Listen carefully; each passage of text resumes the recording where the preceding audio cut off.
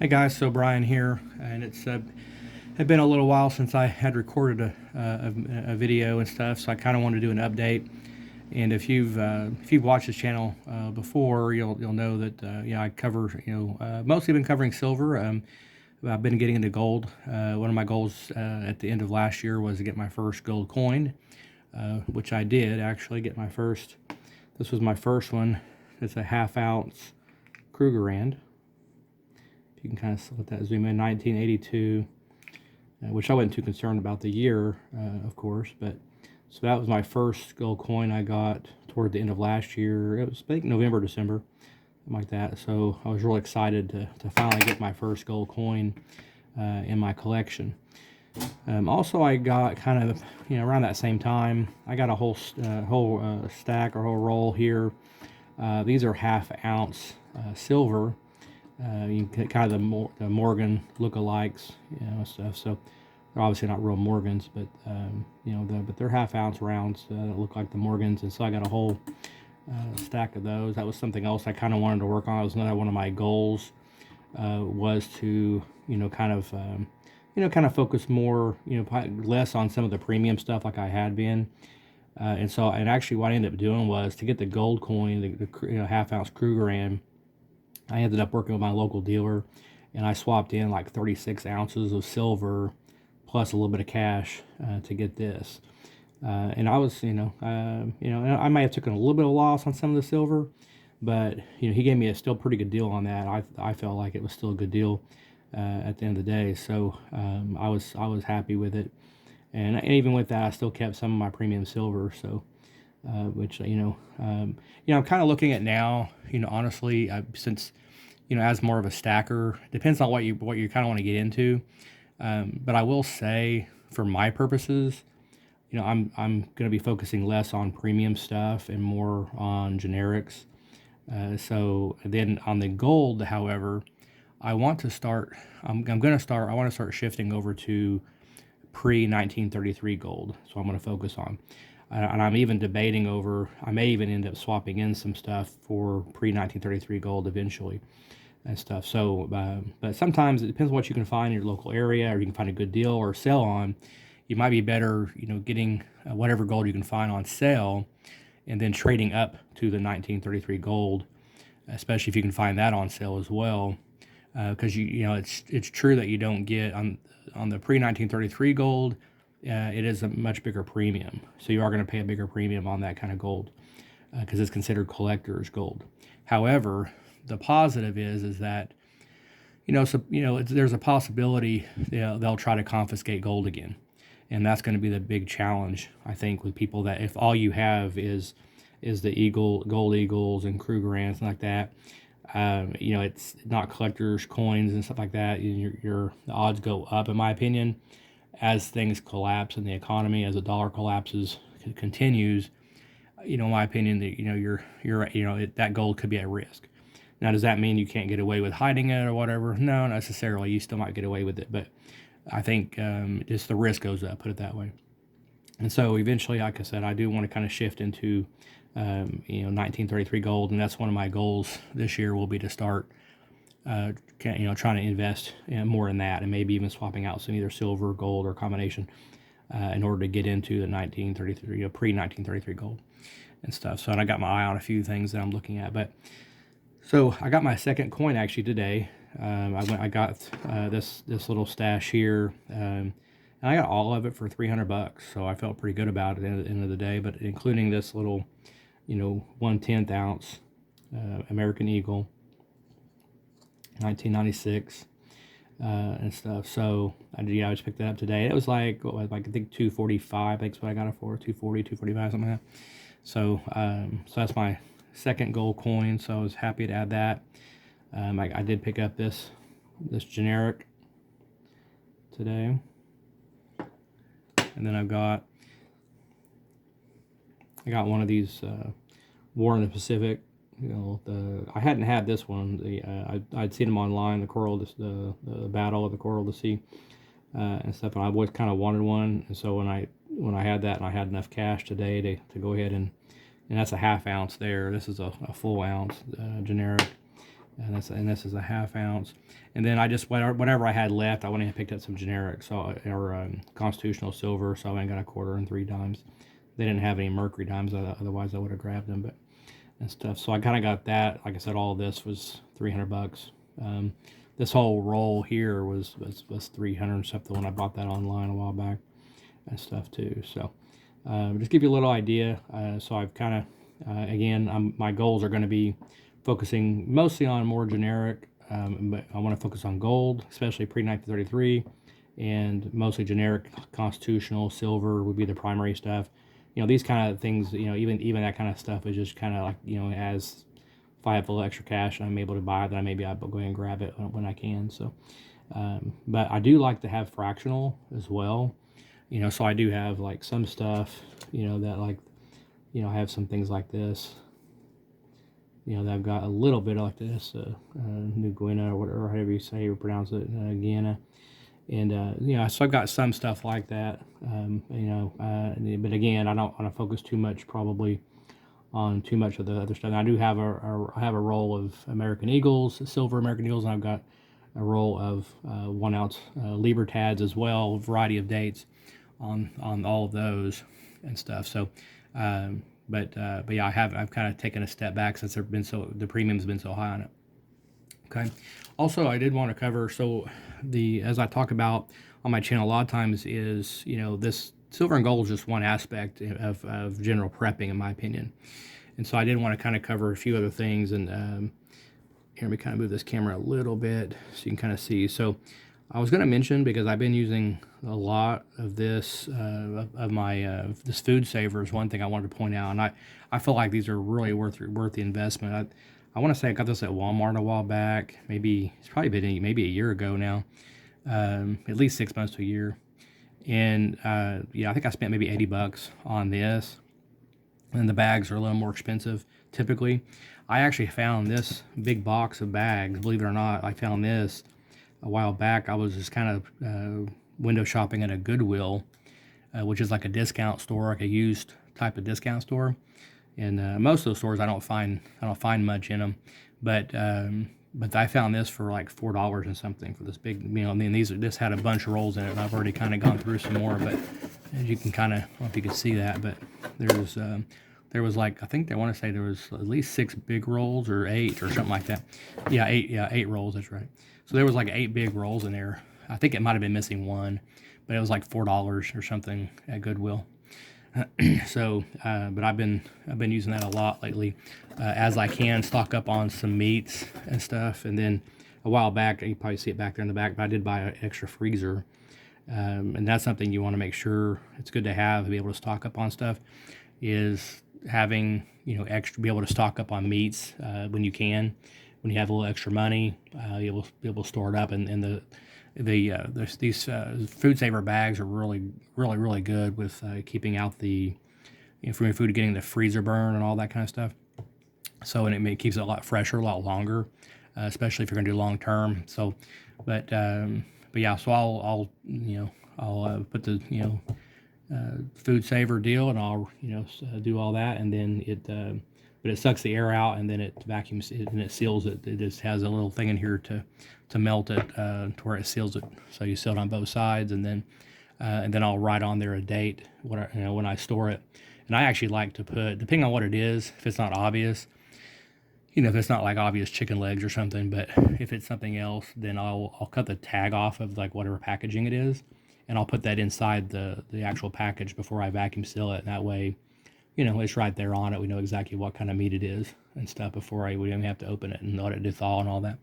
And so that really helps. And then plus, a lot of times the dates are there may be a date on there, price on there, so kind of know what we paid for it and things. So as it can be more depressing going forward as inflation continues, and stuff. So, you know, then also, you know, I got this at a grocery store a while back, and it was kind of interesting. You know, it was something I kind of thought, well, I don't remember how much it was. It might have been, I don't know, $6 or something maybe, but it was kind of like a magic stove thing. It's like a pop-up stove, and it just comes with one of these, you know, little things that you can light, you know, kind of what you use like for little buffet things.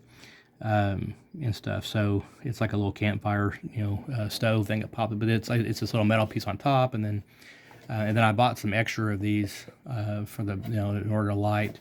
So if I had to cook something really quickly, I need a couple of them to cook. Then I can also use that. But these are so that was kind of cool for I don't know, it was $6 or $8 or something like that. I think is what it was.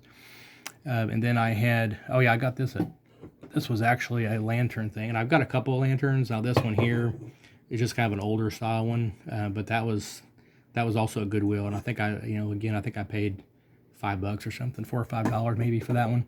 And I bought a couple things of oil, lamp oil a while back too that I got from the store. So, and then communications is another thing I think people probably forget about a lot of times. And so I did buy these online. They were actually on sale during like a Black Friday deal on Amazon. I can't remember what I paid exactly, but I think it was under $100. It may have been $70 or something like that, I think. But this actually has is there 3 or 4 in there? I'm trying to think. I think maybe it's 3. There's 3 different walkie-talkies, if you can see that in there. There's 3 different colors in there. That they're fully rechargeable, and so there's multiple channels. It's supposed to be long range and stuff. So I've kind of played with them a little bit and been kind of recharging them every so often and stuff. So that's communication can be a big one, especially in a crisis. One thing I will say about things that are rechargeable, I like to make sure to make note of here, is that people may forget, they may not realize, especially with lighting and things like that. Anything that's rechargeable is something I had to learn the hard way. Make sure you're recharging them every so often, because things that are rechargeable, they will deplete over time. You can't just set that lantern or flashlight somewhere. I'm talking about rechargeable lanterns, but you can't just set those somewhere and never touch them until there's a crisis, or until you have a power outage, because they're going to fail you. And I've been through that, and it sucks. So make sure whatever you have that's rechargeable, lighting or anything, communications devices, anything like that, make sure you are every so often. I would rotate things about every other weekend or so, or at least once a month. Or rotate every other weekend. You rotate charging some things, going through your list and just plugging everything in, just letting them all charged so they're all full. And that way, when a crisis happens, you at least all your stuff's not going to fail and stuff. If you're not doing that, then you're going to learn the hard way, like I had in the past during a storm, and all my lights had failed, and I was down to candles really quickly. And that sucks. Trust me. So I also wanted to show, so I got this as well. I bought it online. They also have it at Academy Sports. That's where I initially seen it at, but I ended up buying it online. This is actually, it's a rechargeable, it's a flashlight, but it's also a stun gun. I'm not going to turn that on because my kids are in bed, and the thing's pretty loud. But if you can see on the end of it, there's a flashlight there. And then it's a stun gun, and then it also has these metal things here are anti-grab. So if they try to grab it, they try to grab this thing, then I can still shock them. If their hand tries to take it away from me or something like that, then I can shock it. So I thought that was kind of a nice, different option, less lethal option for the most part, in terms of like another option for self-defense. Okay. And I also got a more of a samurai sword as well a while back that I have above my fireplace. So I've got like a sword, which I've had a shotgun, but I may do some more stuff on the firearms. The problem I have with the firearms is I think the problem is the bullets are so expensive and stuff, and it's hard to find. That I've kind of debated back and forth on that, and of course the good guns are expensive, but. And so I'm kind of debating getting any more firearms right now, just because of those things. And I have kids to think about, but so I got to make sure they can't get a hold of them. But so that's some stuff. And then of course, let's not talk about the food. I mean, obviously I have that freezer for a reason, so I can stock up on stuff when I can. And then I've got some stuff in storage. I recently stocked up on a bunch of beans. I stocked up on like beef jerkies, stuff like that. So just think about when you're out shopping. It's a good idea to just think about stuff that in an emergency. What would you what would you need? Rice and beans, for example. Canned goods, anything like that could be good. Maybe canned, beans, canned chilies, things like that. Mostly I bought, dry beans, but, because they'll last a lot longer and stuff too. So, and of course they have the freeze dried stuff. I've got a couple of tubs of stuff like that as well, in storage. But, it's kind of twofold where, we don't know when it's going to happen. So ideally you can stock up things that you still would eat. So you could still kind of phase it in. The issue now is getting with inflation, everything. What we're finding is that, more and more of the costs keep going up. So whatever you can buy now, you're gonna save, for later on. It's gonna save you money. And as we get into more of a hyperinflation environment, which I believe is coming between now and 2023, that's kind of my timeline. I think we'll see some major changes come, but a hyperinflation, if that does happen here in America, then things are going to get really ugly quick, and it gets to where you can't find anything. The stores will start closing their doors once they run out of supplies because they can't even keep up with the pricing anymore. At some point, this has happened in many other countries where they have hyperinflation, even like Venezuela's and stuff over the years. They can't keep up, and so a lot of times, what ends up happening is gold will become the primary money supply on the market, maybe on a black market type of thing. But gold and even silver can become your things for bartering outside of. Other than that, it'd be more commodities, like other things that you can have, like food. And if you have extra salt, rice, beans, things like that could become commodities for trade, even if you stocked up on something like that. Imagine being able to trade a bag of beans to another family for, maybe they have something you need, you want a carton of eggs, for example, and they've got chickens or something. Or maybe if you have some silver, they'll take some silver for some eggs or whatever to help continue to feed your family during a crisis or a depressionary event. So some things to think about.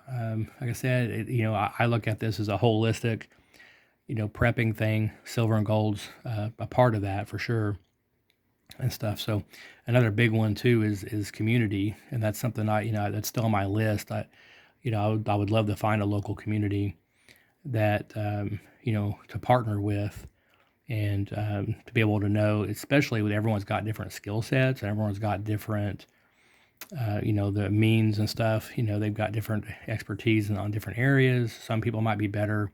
Some people are better with they've got more like firearms and ammunitions stored up. Maybe they got some land where they can farm and grow things, and one person's a really good gardener, stuff like that. So I kill most plants that I touch, but I would love to learn that kind of stuff. So eventually, but right now it's not in my capacity right now. But that's something that would intrigue me to be able to get a part of a community. Would be a big deal. It's going to be important, I think, in order to really survive the storm that's coming. Is going to be a part of a community. So if you can try to or if you know of anything there's some communities going on or about, or some other things, let me know in the comments. I would love to do that. And I've been trying to look a little bit online, although it is something kind of rare to search for. So a lot of the search engines suck on that kind of thing. So weird things come up, and it has nothing to do with they're thinking online community, and I'm thinking actual actual community, together, and building a community together, and stuff. So, because I would love to be able to, instead of paying, rent, for right now I'm still in an apartment, but rather than paying rent for an apartment, if there was a way to, to go in on some kind of a local community of like-minded people, like-minded preppers and Christians and stuff that, all had the same goals in mind, then we can it'd be easier to kind of focus, I think, on everything. Whereas, I've got some things to provide, that I've stacked up, and then we can kind of, if we all kind of put our heads together and figure out, okay, what are we really lacking here? Okay, let's work on,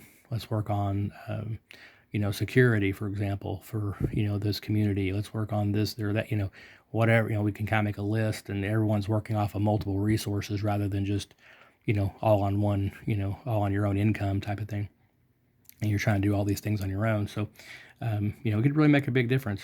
Then you also have people watching your back and you're watching their back. And so that would be a really good feeling, and stuff. So especially as things get more difficult, and more scary and stuff. Okay. But, all right, just wanted to kind of cover a few things and get an update out there. And I hope you all are doing well, and keep on stacking and keep on prepping. Talk to you later.